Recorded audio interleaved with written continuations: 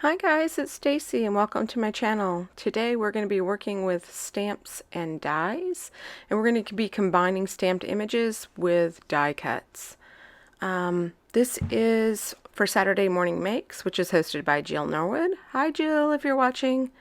This is an open collaboration that's hashtag driven. Just use the hashtag satmornmakes. And wherever you upload your projects, it doesn't have to be paper crafting, it could be any type of hobby. And I will leave all the information down in the description along with a link to Jill's channel. Today I'm working with a Creative Expressions watering can, friendship watering can stamp set. And then I'm using Tim Holtz's Wildflower stems 1 and 2 for the die cuts. And we're going to have some coloring in here.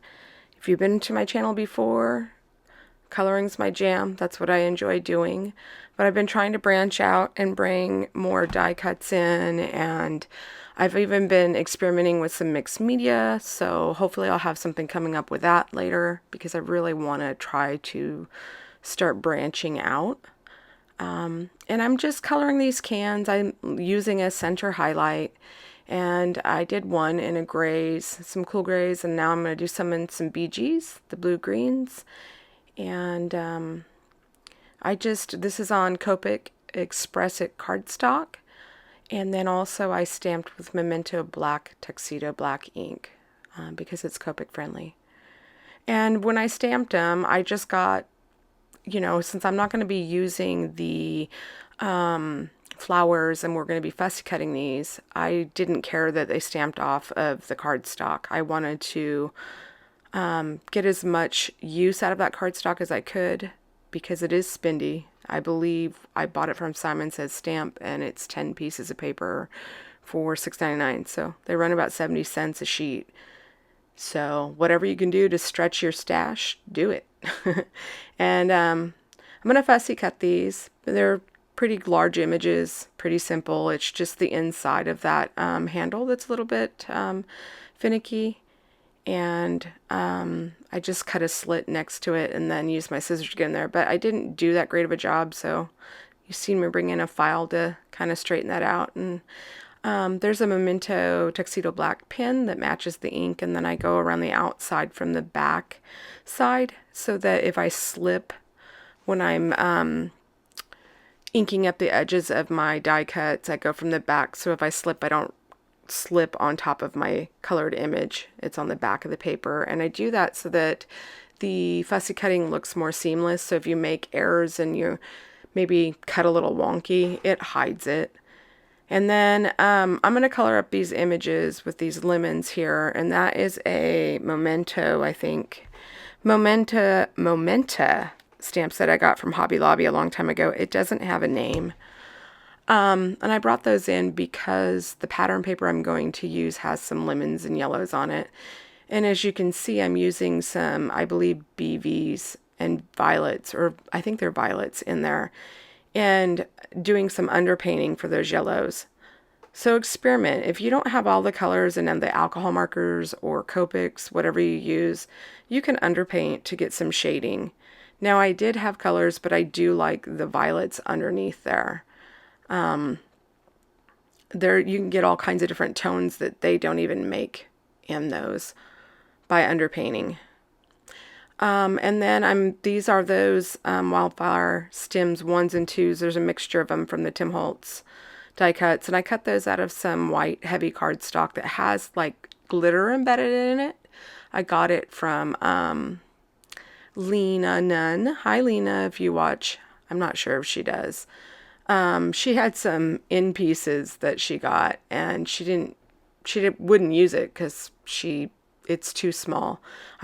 She's like, you want it? And I said, yeah. So it looks like that paper has Spectrum Noir in it, glitter pin in. So it's really pretty in real life. And I'm just taking my Copic markers, and you can use markers, any markers. You can use inks, you can use sprays. You could use whatever you want to color these die cuts, or you can use them just as silhouettes, plain white. And I chose those colors because I chose markers because it matches the images I colored.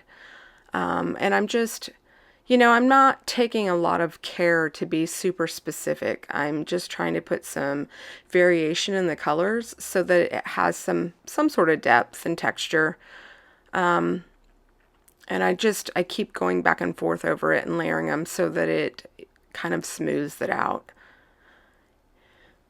And these I wanted to color these purple, but it didn't match the pattern paper because they remind me, are they called hydrangeas? I don't know what they're called. They're typically purple, but they come in different colors. And then same thing with these leaves. I'm just going in and putting some darker tones in the center of the leaves just so they have some dimension and texture. You could even cut these out of colored cardstock and just use colored cardstock. You don't have to do it in white cardstock and color it. Or you could do it in color cardstock and shade it with your markers, your pencils, your inks. And I wanted to make this, even though it's greenery, I wanted to make it a little bit different tone. So I'm using the same colors, but I'm leaving out some of them. So what have you guys been up to? Have you been crafting? Are you enjoying the weather? It's starting to get warm in my area.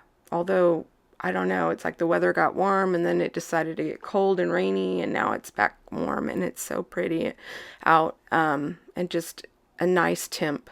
And all the we have like daffodils and tulips in front of our place, and they're coming up. It's so pretty. So here I'm just layering them up. I put it behind there just to get an idea of what I wanted and how I want them laid out, and then I'm going to tape them. And then I trim up any little excess pieces that are going to hang outside that watering can. And then I laid this out. I took like a wavy rectangle scalloped frame with stitching to cut that strip out. I thought I left that in there on the bottom because I want it to kind of look kind of like a tablecloth.